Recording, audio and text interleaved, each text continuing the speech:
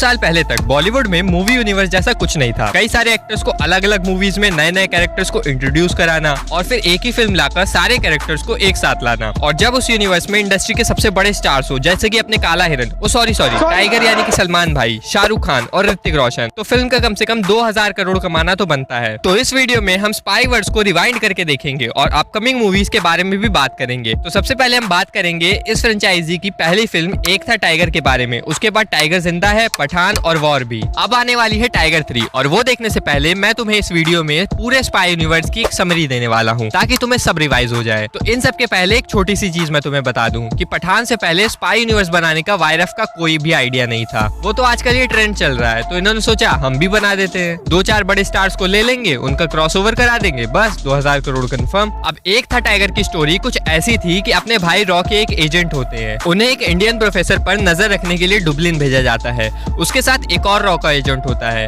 अब प्रोफेसर पर नजर रखने के लिए भाई प्रोफेसर की केयर टेकर से दोस्ती कर लेते हैं और दोस्ती के साथ ही भाई फंस जाते हैं बामन की लड़की के प्यार में। अब एक दिन भाई को पता चलता है कि जोया यानी कि कटरीना कैफ ISI की एजेंट होती है। तो वो उसे 2 चॉइस देता है कि या तो वो बता दे कि उसने क्या क्या इन्फॉर्मेशन पाकिस्तान भेजी है या तो मौत अपना ले। अगर जोया कहती है कि वो अपने देश से गद्दारी नहीं करेगी।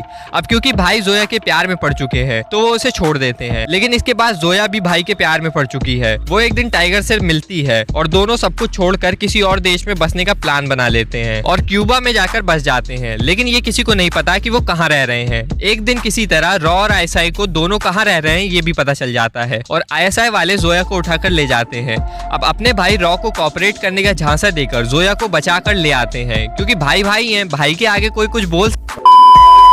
अब इसके बाद टाइगर किसी दूसरे देश से उसके बॉस शिनॉय को कॉल करता है और कहता है कि रॉ को उनकी कभी भी जरूरत होगी तो वो आ जाएंगे और स्टोरी का दी एंड हो जाता है। अब बात करते हैं टाइगर जिंदा है की। पिछले पार्ट में तो रॉ टाइगर और जोया को ढूंढ रहे होते हैं मगर इसमें वो कुछ नर्सेस को ISI की कैद से बचाने के लिए जो कि ईरान में फंसी हुई है क्योंकि भाई भाई हैं यार, जाएंगे मशीन गन निकालेंगे, गुंडों को पेलेंगे और ले आएंगे। भाई के लिए मुश्किल थोड़ी ना है। अब नर्सेस को बचाने के लिए भाई एक टीम बनाते हैं और निकल जाते हैं ईरान लड़कियों को बचाने के लिए। अब ISI वालों को पता चल चुका है कि भाई आ चुके हैं और गुंडे टाइगर पर हमला कर देते हैं और फिर भाई को बचाने आती है भाभी क्योंकि जोया भी तो ISI की टॉप एजेंट थी। और फिर जोया टाइगर को बताती है कि उन नर्सेस में कुछ पाकिस्तान की नर्सेस भी हैं। अब वो टेररिस्ट जोया को पकड़ लेते हैं। क्या यार भाभी फिर से फंसवा दिया ना भाई।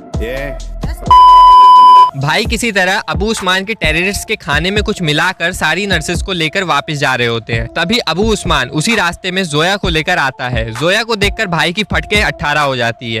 मैं आ जाऊं क्या अपनी पर? सॉरी। अब अबू उस्मान भाई जोया और नर्सेस को वापस अपने अड्डे पर ले जाता है। अबू उस्मान टाइगर से कहता है कि अब कुछ ही देर में अमेरिका एयर स्ट्राइक करेगा और जिसमें वो टाइगर की टीम और सारी नर्सेस मारी जाएंगी। लेकिन अबू उस्मान बचकर भाग जाएगा। अबू उस्मान कहता है दम है तो मुझे रोक कर दिखा। बदले में भाई भी सेम डायलॉग मार देते हैं। फिर अबू उस्मान भाई के आसपास जहरीली गैस छुड़वा देते हैं। लेकिन अभी अबू उस्मान को पता नहीं कि भाई कौन है। टाइगर अपने मुंह पर टी-शर्ट बांधता है, गार्ड्स को मार के वहाँ से निकल के नर्सेस को फिर से बचा लेते हैं। बाहर निकल के गुंडों को मारते हैं जो कि काफी देखने लायक फाइट होती है। अब जोया को अबू उस्मान ने जंजीरों से बांध दिया है। भाई वहाँ पहुँचते हैं, फाइट होती है, अबू उस्मान घायल हो जाता है और अब उनका साथी फिरदौस घायल अबू उस्मान को ले जाकर उड़ा देता है। सारी नर्सेस का रेस्क्यू हो गया है। अब भाई और जोया वहीं फंसे हुए हैं और एयर स्ट्राइक हो जाती है। अब इसके 1 साल बाद शिनॉय को फिर से कॉल आती है जिसमें टाइगर शिनॉय को इंडिपेंडेंस डे की मुबारकबाद देता है और यहाँ पता चलता है कि एयर स्ट्राइक वाले दिन टाइगर जानबूझकर रॉ के साथ नहीं निकला क्योंकि अगर वो निकलता तो रॉ उन्हें पकड़ लेती। इसलिए दोनों एयर स्ट्राइक होने से पहले ही निकल लेते हैं और भाई फिर से कहते हैं कि देश को जब भी उनकी जरूरत हो टाइगर जिंदा है। थोड़ा सा उन्हें फैमिली के साथ एंजॉय करते हुए दिखाया जाता है और दी एंड। अब बात करते हैं स्पाई यूनिवर्स की नेक्स्ट मूवी वॉर के बारे में। तो इसमें है टाइगर श्रॉफ जिन्होंने हाल ही में गणपत में बहुत गंदा पादा है और ऋतिक रोशन। अब टाइगर श्रॉफ के पिताजी ने टेररिस्ट का साथ दिया था जिसका हेड टाइगर श्रॉफ यानी कि खालिद की फैमिली को सहना पड़ता है। तो अब इनको चाहिए फुल इज्जत। अब खालिद निकला है टीम बनाकर ऋतिक रोशन यानी कि कबीर को पकड़ने के लिए क्योंकि इन खुफिया पुलिस वालों को ऐसा लग रहा है कि कबीर भी टेररिस्ट के साथ मिला हुआ है। हालांकि इन्हें ट्रेनिंग अपने कबीर भाई नहीं दी है। अब इसके बाद फ्लैशबैक दिखाया जाता है जिसमें ट्रेनिंग देते हुए कबीर इराक में टेररिस्ट को पेलने निकल पड़ा है। इस लड़ाई में पता चलता है कि खालिद का राइट साइड का निशाना खराब है, मतलब वो राइट साइड में ढंग से नहीं मार पाता और इसी के बाद वाली लड़ाई में खालिद मर जाता है। अब स्टोरी प्रेजेंट टाइम में वापस आती है।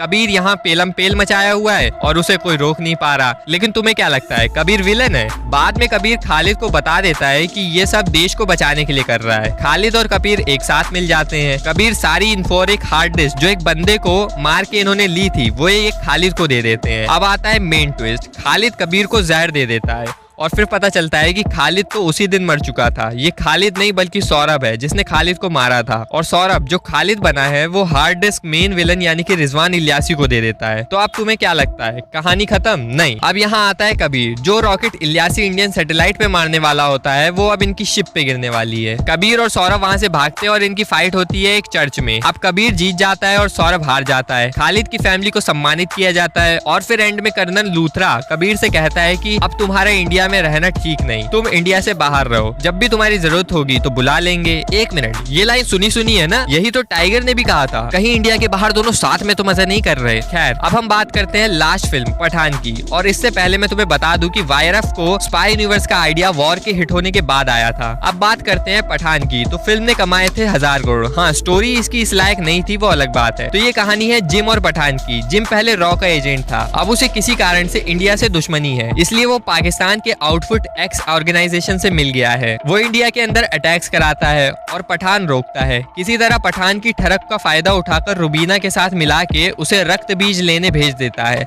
अब रुबीना भाग जाती है। पुलिस पठान का गेम बजाने ही वाली थी कि भाई आ जाते हैं बचाने के लिए। पेलम पेल होती है। बस यही तो स्पाई यूनिवर्स है। हाँ, एक और रिलेशन है जिसमें इसके अंदर कर्नल लूथरा भी हैं जो हमें वॉर में दिखे थे। अब रुबीना पठान के पास फिर से आती है क्योंकि पठान ठरकी है तो रुबीना पर फिर से भरोसा कर लेता है। रुबीना इस बार जिम का सच जान चुकी है। वो एक वायरस म्यूटेट करके लोगों को मारना चाहता है। पठान को सारा प्लान बताती है जिम का। बस पठान अफगानिस्तान जाता है। कुछ रुबीना के फाइट सीक्वेंस, कुछ पठान के जिम के साथ। पठान रॉकेट लॉन्च होने से रोक देता है और जिम को पानी में फेंक देता है। अब देखो भाई, ये मरा है या नहीं मरा ये कुछ कंफर्म नहीं है क्योंकि पानी में गिरकर अक्सर लोग वापस आ जाते हैं। एंड में पठान और टाइगर को बातें करते हुए दिखाया जाता है और दी एंड। तो अब तुमने मुझे इतनी देर तक ध्यान से सुना उसके लिए शुक्रिया। इतना तो मुझे मेरे घर वाले भी नहीं सुनते यार, नहीं मैं सही बता रहा हूँ यार। चलो अब स्पाई यूनिवर्स के फ्यूचर से रिलेटेड कुछ बात कर लेते हैं। सबसे पहले हम विलन की बात करते हैं। तो देखो, सौरभ यानी कि खालिद जो वॉर में था वो मारा गया है। जिम का कुछ कंफर्म नहीं। टाइगर 3 में विलन है इमरान हाशमी। ये यार एक ऐसे विलन है जिन्हें मैं मरता हुआ नहीं देखना चाहता सचमुच, लेकिन ये स्पाई यूनिवर्स के मेन विलन भी नहीं हो सकते। वैसे तो मोस्टली जनता की डिमांड है विद्युत जामवाल जो मेन विलन हो सकते हैं ऋतिक, शाहरुख और सलमान के सामने, लेकिन वायरफ वाले किसे लेते हैं ये देखने वाली चीज है। जितना दमदार विलन होगा उतना ही मजा आएगा। अब बात करते हैं फीमेल स्पाई यूनिवर्स की। तो ये भी एक उड़ती खबर आई है कि दीपिका, कटरीना और आलिया को लेकर एक फीमेल स्पाई यूनिवर्स बन सकता है। वैसे ही जैसे मार्वल फीमेल मार्वल्स को इंट्रोड्यूस कर रहा है, इसको डिटेल में एक्सप्लेन करने के लिए मैं एक सेपरेट वीडियो बनाऊंगा, तो उसे देखने के लिए चैनल को सब्सक्राइब कर लेना। तीसरी चीज है फिल्म का एक्शन। अब जैसे जैसे यूनिवर्स बड़ा हो रहा है तो फिल्म्स के जो